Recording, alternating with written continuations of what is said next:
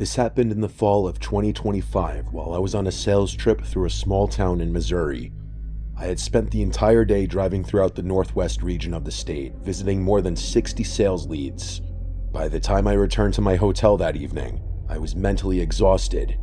Even so, I still had work to finish, so I spent several hours on my laptop scheduling emails to send the following morning. The hotel was a normal mid-tier place.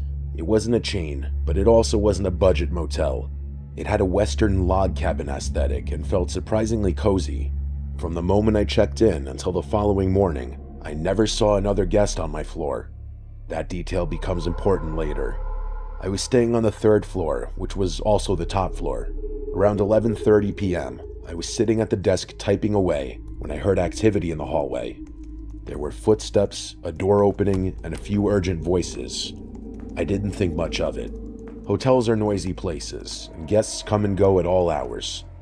About 15 minutes later, I decided to go downstairs to buy a bottle of water from the vending machine. As soon as I stepped into the hallway, I noticed a gurney positioned halfway inside a room 3 doors down. 2 EMTs stood in the doorway, while a man who appeared to be in his 60s lay on the stretcher. I couldn't see his face, only part of his arm and torso. Assuming it was a routine medical emergency, such as a fall or illness, I chose not to stare and quietly returned to my room. 10 minutes later, I stepped back into the hallway to finally get my water. This time, the gurney was completely in the hallway. One EMT was performing aggressive chest compressions, while the other stared at a portable heart monitor. I heard the unmistakable continuous flatline tone. That was the moment I realized the man was either dying or had just died. The EMT monitoring the machine firmly instructed me to return to my room, so I did.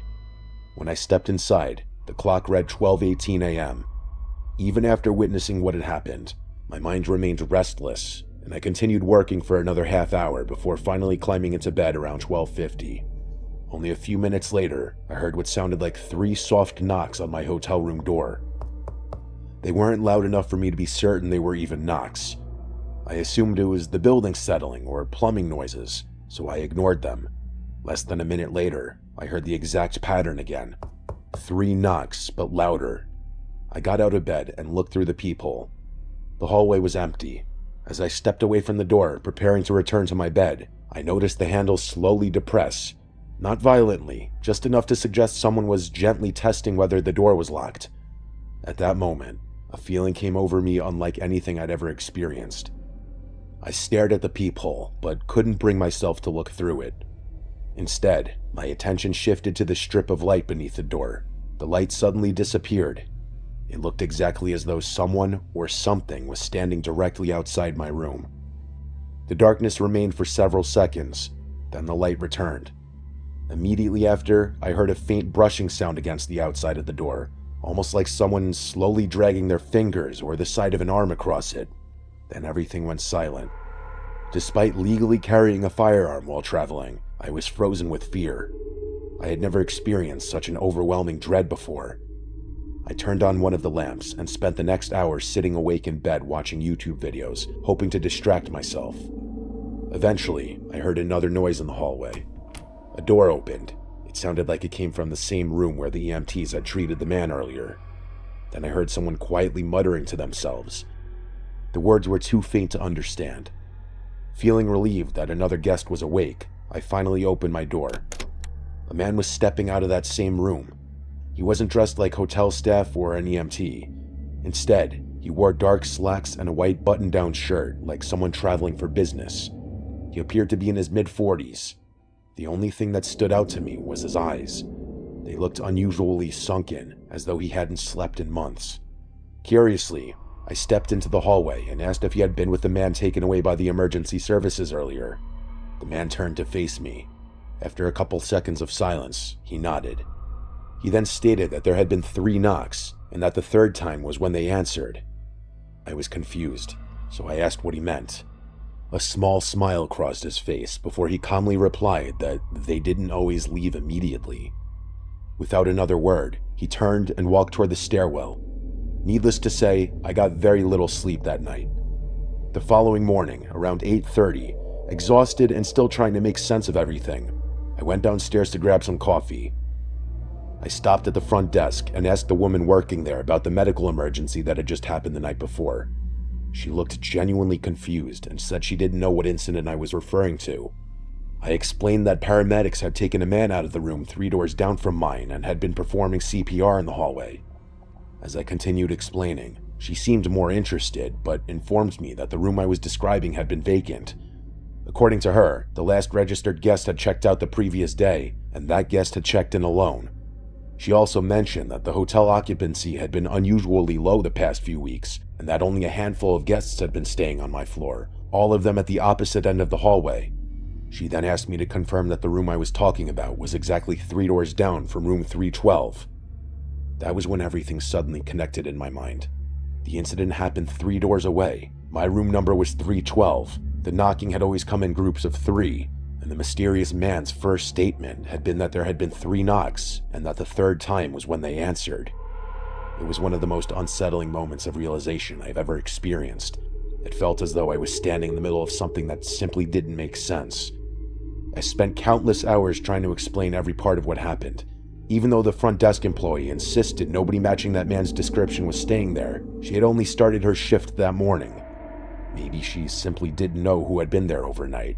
Maybe someone forgot to tell her about the medical emergency. Maybe hotel policy prevented her from discussing it. Maybe the strange man was simply another guest who decided to play an incredibly cruel joke on me.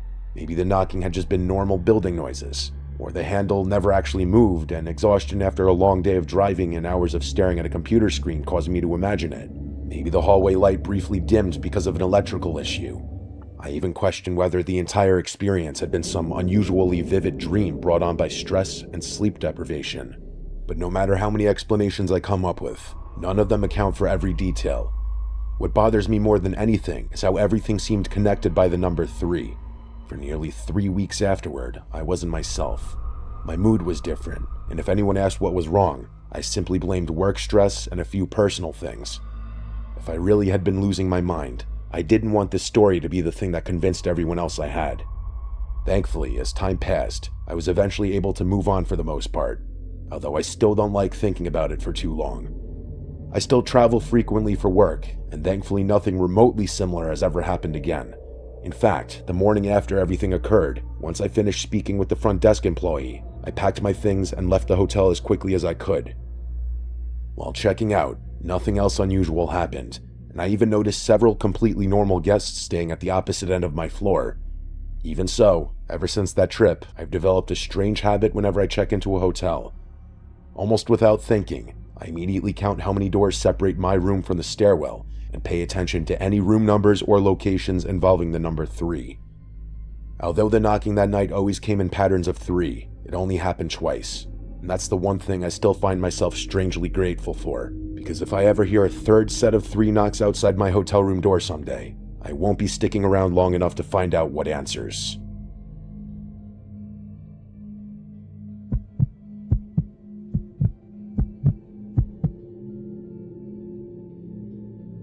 This story mainly happened to my roommate Misty, but I was involved. All names except for mine have been changed. This happened literal hours before I'm typing this. My roommate, who I'll call Misty, had a boyfriend named Paul, whom I've met a couple times, and every time I met him, he seemed like a very chill, respectable, and actually kind of sweet guy. He would roll blunts for me and Misty because neither of us knew how, and we would talk about video games we liked. However, a couple of weeks ago they broke up, and according to her, it didn't end well, and she had to get a restraining order on him. Flash forward to 2 nights ago when I was playing SWAT 4 on my laptop, and I got the most normal sounding knock on my door. I said come in, barely looking away from the screen, when Misty slowly opens my door and says in a mumbled, quiet, and almost drunk sounding voice, "Paul broke my window and threw my clothes inside. Can you help me?" I could barely make out what she said, and I paused my game, got up, and came closer to hear her clearly. She seemed like she had just woken up from a deep sleep after drinking a bit, and she explained to me that her ex Paul smashed her window in and threw a bag of dirty clothes she left at his house. Mind you, she has one of those bunk beds that has a little office space underneath it instead of another bed, and it's right next to the window he smashed in. He knew exactly where she sleeps, so it was kind of scary to hear her tell me that.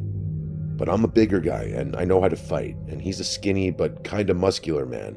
But I wasn't afraid of him at all, and just scared for her safety. So I reassured her that I would stay up and call the cops and make sure he was gone.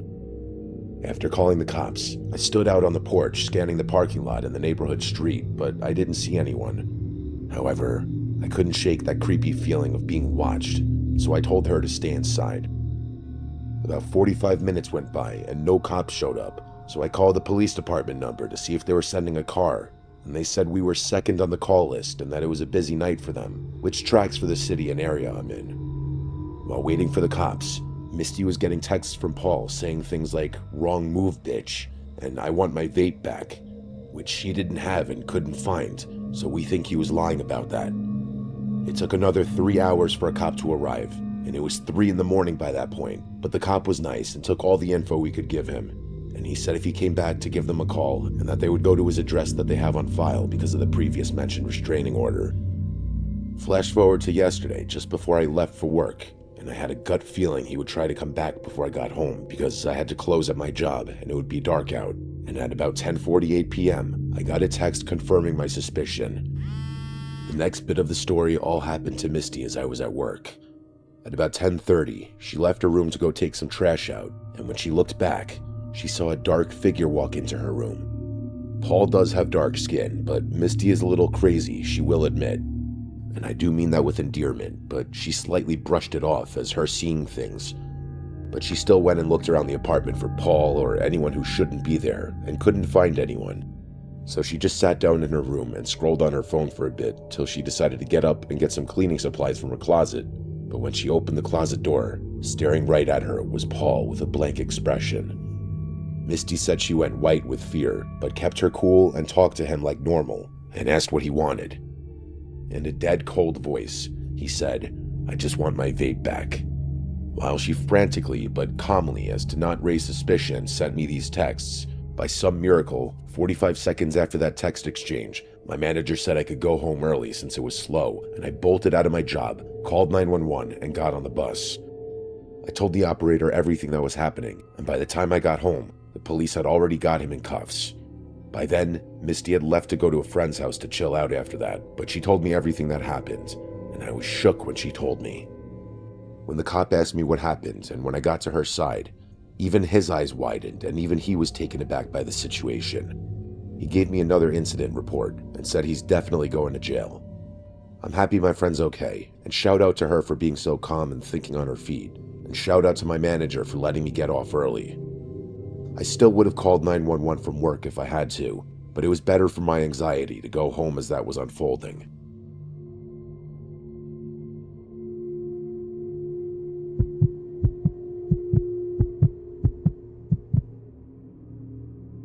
I had just moved out of home and started university when this happened. I was 18 years old at the time and living on campus in a small apartment. It was my first time living away from my family. The apartment wasn't anything special. It had a tiny kitchen, a small couch squeezed into the living room area, and a single bed pushed against the wall. Definitely wasn't luxurious, but I had made it feel like home. It was my first taste of independence, and I loved having my own space. One night, after a couple months of living there, I was sitting on the couch watching TV when my phone buzzed on the coffee table in front of me. I looked down and saw that somebody had added me on Instagram. The username wasn't familiar to me, but that wasn't unusual. My account was public, and random people would occasionally add me, so I ignored it and went back to watching TV. Less than a minute later, my phone buzzed again. The account had requested to message me. I opened it and saw a simple greeting. I don't know who this person was, but I've never really been the type to ignore somebody trying to start a conversation, so I responded with a greeting of my own. At first, the conversation seemed completely normal. He asked how I was, what I was doing, and we exchanged the usual small talk. After a few minutes, though, the questions started getting strange. He wanted to know whether I was single, what my dream man looked like, and eventually what I was wearing. I remember sighing in disbelief. For context, I'm a gay guy, and that was openly mentioned in my Instagram bio. Because of that, random men occasionally messaged me asking weird or sexual questions.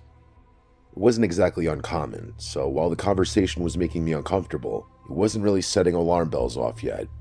Then he sent me a photo of himself and asked whether I found him attractive. I opened the image, and the guy looked to be in his late 20s or early 30s. He was heavily built with pale skin, messy brown hair, bright blue eyes, and patchy facial hair around his chin and upper lip. What stood out to me wasn't what he looked like, it was his expression. He wasn't smiling or posing, he was simply staring directly into the camera. I chose not to respond to the photo, and instead closed the conversation. Almost immediately, another message came through. This time, he repeatedly asked if I wanted to play Truth or Dare. I declined once, then declined again, but he continued pushing for me to agree. Around this time, my best mate Connor came over to my apartment. I showed him the messages and told him about the weird guy who wouldn't stop asking me to play. Being two dumb 18-year-olds, curiosity got the better of us. Connor laughed and suggested we just play anyway. Looking back, I regret it now, but at the time I was curious and already planning on blocking the guy afterward. I figured we might as well have one moment of entertainment before ending the conversation, so I agreed to play. I asked the first question. Honestly, I don't even remember what it was. It was probably something stupid. He answered before taking his turn. He asked whether I wanted Truth or Dare, and I picked Truth. As we watched the typing indicator appear, Connor and I joked about what he might ask. We expected something awkward or sexual, and at that point we were still treating the whole thing like a joke. Then his response finally appeared. Instead of asking a normal truth question, he casually asked how I was finding life at university. Neither of us said anything. I looked at Connor, and Connor looked at me. Then we both stared back at my phone. How did he know that? I never told him. I never mentioned attending university or living on campus. I had never met this guy before. That was the moment the entire conversation stopped feeling harmless. I originally came from a very small country town several hours away. If I had known this guy before university, I would have remembered him. But I didn't. I had never seen him before in my life. Connor and I spent the next hour trying to figure out how he knew that information. The problem was that there wasn't an explanation. I had never posted about university. I had never posted about living on campus. There was nothing in my bio mentioning it, and I barely posted at all. In fact, my most recent upload at the time was just photos of my hometown before I moved away. The campus also wasn't particularly large. I regularly saw the same students every day, so if he had attended the university, I felt like I would have recognized him. At that point, I blocked the account. Connor and I spent the rest of the night trying to come up with explanations. For the next few months, it stayed in the back of my mind. Every now and then, one of us would bring it up, and we would start trying to solve the mystery all over again. Eventually, life moved on, and over time, I completely forgot about it. Until 2 years later. By then, I was 21 years old. I had moved out of the university accommodation and was living in a house with Connor and 2 other friends. One night, I was sitting in my room when my phone buzzed. It was another Instagram notification telling me someone had added me. The username didn't look familiar. A second later, another notification appeared telling me I had received a message request. Thinking it was somebody who probably followed my TikTok content, I opened it. Once again, it was just of my own. The second I pressed send, a photo appeared in my chat. I opened it, and my stomach instantly dropped. It was him. The same pale skin, messy hair, blue eyes. There was absolutely no mistaking who it was. I quietly muttered in disbelief before muting the conversation and putting my phone down. I decided to wait until Connor got home so I could remind him about the strange guy from university. I completely forgot about the unsettling message that made me block him in the first place. If I had remembered it, I would have blocked him immediately. Unfortunately, an unrelated emergency came up later that night that completely distracted me. Since I had muted the conversation and barely looked at my phone afterward, the interaction slipped my mind entirely. It wasn't until a few days later that I opened Instagram again. As soon as I did, I saw his account sitting near the top of my messages. I opened the conversation, and my stomach sank when I saw there were countless messages. Dozens of them, maybe more. He had been messaging me non-stop for days. Some of the messages were sexual, others were angry, demanding to know why I wasn't responding.